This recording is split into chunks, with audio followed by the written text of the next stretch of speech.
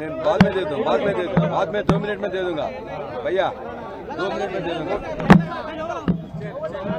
ఈరోజు పొద్దున్నే మా హుజురాబాద్ ఎమ్మెల్యే కౌశిక్ రెడ్డి గారిని దరిదాపుగా ఒక 100 మంది పోలీసులు ఇంటిని చుట్టుముట్టి తలుపులు పగలగొట్టి అరెస్ట్ చేయడం జరిగింది। ఆ అరెస్ట్ చేస్తున్న సందర్భంగా మా యొక్క సీనియర్ నాయకులు మాజీ మంత్రివర్యులు తన్నీర్ హరీష్ రావు గారు పోతుంటే వారి కూడా ఏమి చెప్పకుండానే అరెస్ట్ చేయడం జరిగింది। మా మరొక మాజీ మంత్రివర్యులు జగదీష్ రెడ్డి గారు వస్తే కూడా జగదీష్ రెడ్డి గారిని అదేవిధంగా రాకేష్ రెడ్డి గారిని కూడా అరెస్ట్ చేయడం జరిగింది। ఇవాళ ఏనాడు కూడా తెలంగాణ ఉద్యమ సమయంలో కూడా జరగలేదు।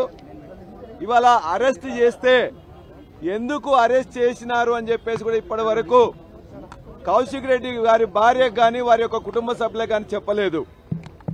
వారి మీద ఏ కేసులు పెట్టిందనేది ఇప్పటి వరకు కేసుల వివరాలను తెలియజేయలేదు। అదేవిధంగా బంజారా హిల్స్ పోలీస్ స్టేషన్కి పోయినట్లయితే మా యొక్క అడ్వకేట్స్ కూడా వాళ్ళు అనుమతి ఇవ్వట్లేదు, లోపలికి రానివ్వట్లేదు। ఇంకెవరన్నా పోయినట్లయితే వాళ్ళందరినీ కూడా అరెస్ట్ చేస్తా ఉన్నారు। ఒకవేళ మేము ఆల్రెడీ దాన్ని సర్వర్ మీద లోడ్ చేసినామని చెప్పేసి ఒక అబద్ధం చెప్పిండ్రు। ఇలా పోలీస్ సర్వర్ని కూడా మొత్తం కూడా డౌన్ చేసిండ్రు।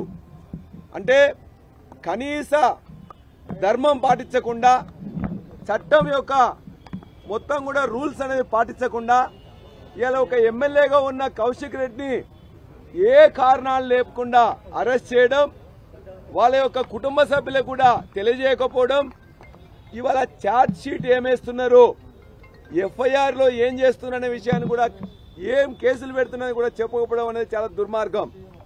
చెప్పకపోవడమే కాకుండా ఇవాళ మొత్తం రాష్ట్రంలో ఉండే పోలీస్ సర్వర్ ని డౌన్ చేసిండ్రు।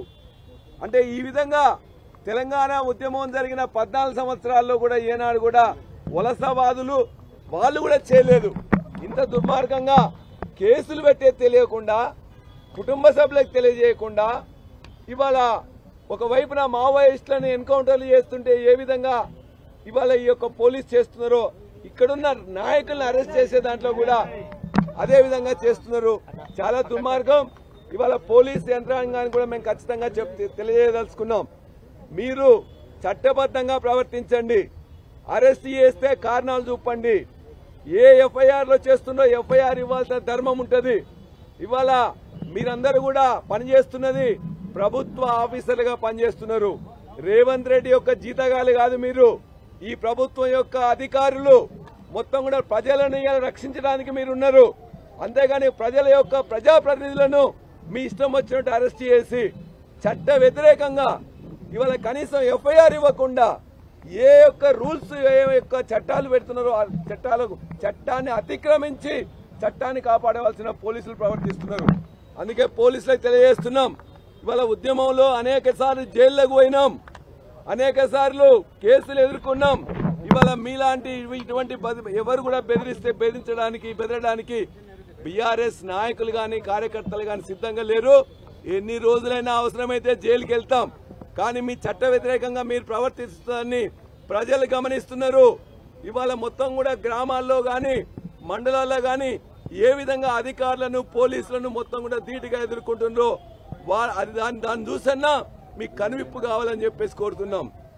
ఇప్పటికైనా మొత్తం డీజీని మేము కోరుతున్నాం, సిపిని కోరుతున్నాం, వెంటనే ఏ చట్ట ప్రకారం అరెస్ట్ చేస్తుందో ఆయన భార్యకు తెలియజేయాలి, ఏ చట్ట ప్రకారం ఎఫ్ఐఆర్ నమోదు చేసిండ్రో ఎఫ్ఐఆర్ మాకు ఇమ్మీడియట్ గా ఇవ్వాలి। అదేవిధంగా పోలీస్ సర్వర్ డౌన్ చేయడం సిగ్గుచేటు, ఎప్పుడు ఎవరు చేయలేదు।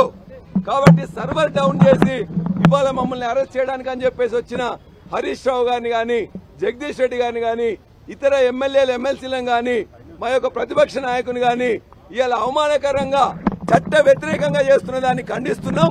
ఖచ్చితంగా దీనికి ప్రజల దగ్గర నుంచి సమాధానం దొరుకుతుంది। పోలీసులందరూ కూడా చట్ట ప్రకారం చేయాలని చెప్పేసి మేము ఒక డిమాండ్ చేస్తా ఉన్నాం।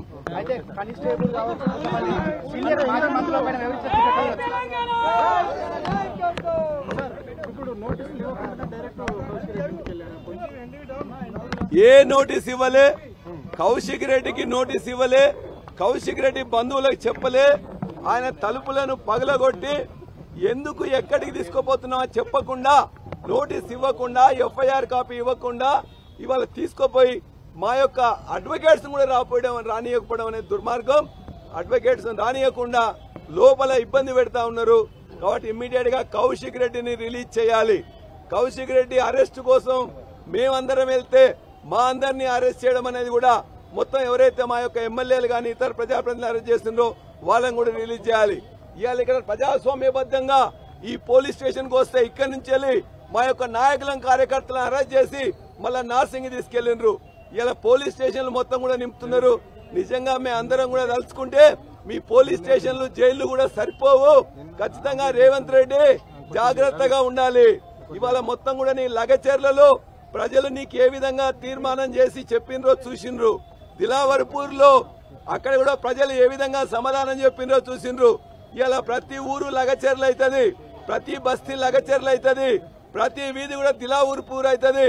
అందుకే సంవత్సరం అయిన తర్వాత ఏ కార్యక్రమాలు, ఏ అభివృద్ధి కార్యక్రమాలు చేయలేదు. కాబట్టి ఫ్రస్ట్రేషన్ లో బూతులు మాట్లాడుతూ అహంకార పూరితంగా మీ యొక్క అధికారులు అదేవిధంగా మీ మంత్రులు ప్రవర్తిస్తున్నారు. మీ భాష మార్చుకోండి, చట్టాలను ఫాలో అవ్వండి అని చెప్పేసి మిమ్మల్ని అందరినీ కూడా హెచ్చరిస్తా ఉన్నాం.